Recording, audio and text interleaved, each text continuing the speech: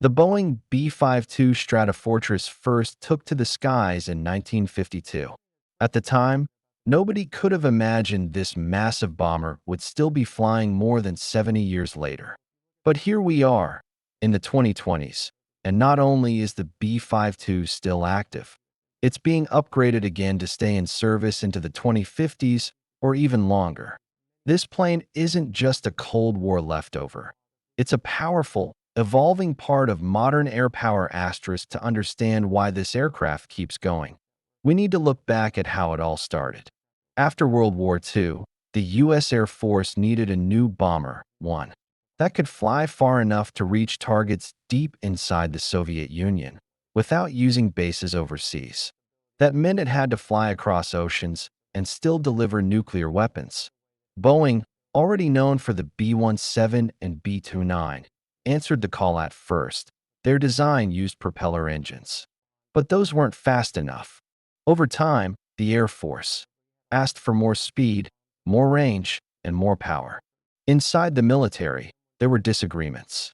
Some generals wanted to stay with turboprops because jet engines used too much fuel. Others argued for all-jet power. In the end, jet engines won. The final version of the B-52 was shaped in an unusual way. A group of Boeing engineers actually worked on a new design over a weekend in a hotel in Dayton, Ohio. They used balsa wood and supplies from a hobby shop to build a model of what would become the B-52.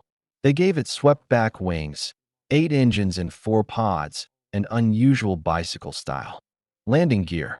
The Air Force liked the design, and Boeing got the go-ahead to build it. The first B-52 flew in April 1952, and by 1955 it was ready for action.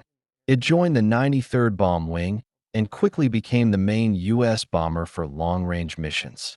In 1957, 3 B-52s flew non-stop around the world in less than 46 hours, proving it could go anywhere.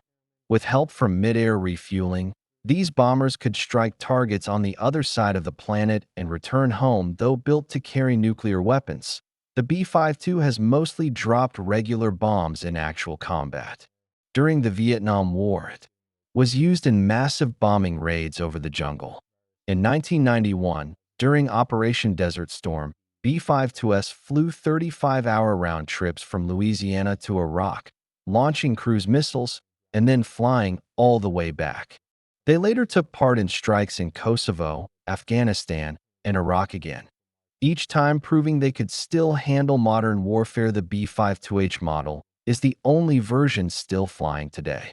It came with new jet engines, Pratt & Whitney TF-33S, that improved fuel use and flight range.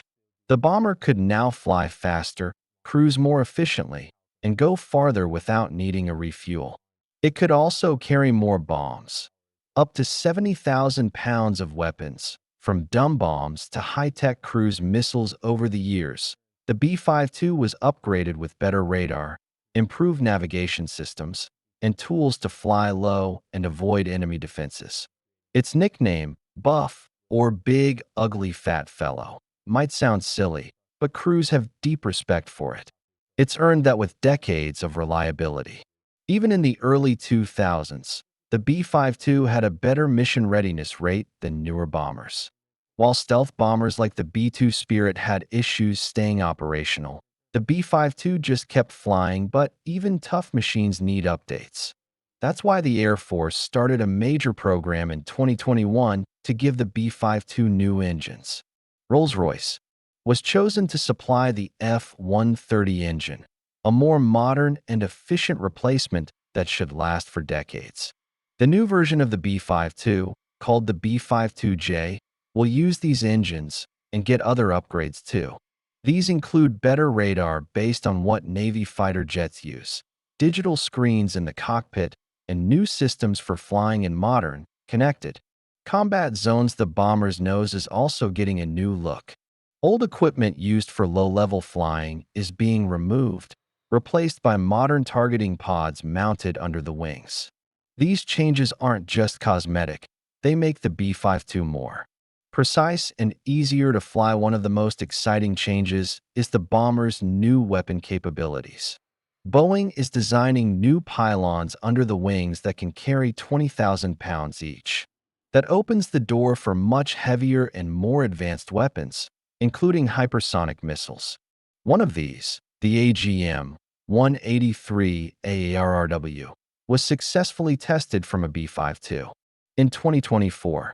Although funding for the missile was cut at one point, the program is still moving forward. The B-52 might also be returning to its nuclear roots. In the past, some of these bombers were able to carry nuclear cruise missiles, but that ability was removed in 2010. Now, there's talk of rearming 30 B-52s with new long-range nuclear missiles called the AGM-181 LRSO. These would allow the bomber to strike distant targets from outside enemy air defenses, keeping it safe while staying deadly. What makes the B-52 so special is how well it was built and how easy it is to upgrade. Its large frame, long range, and massive payload make it useful even in today's high-tech battles. It's cheaper to fly than newer stealth bombers and much more reliable.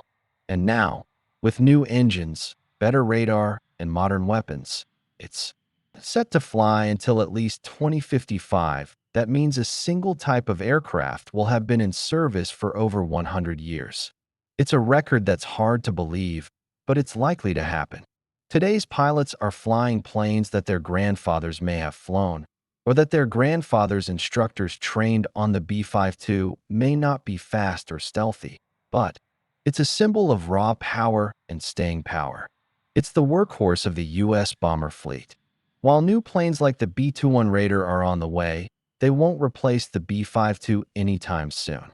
Instead, they'll fly together, new and old, each with its own role. So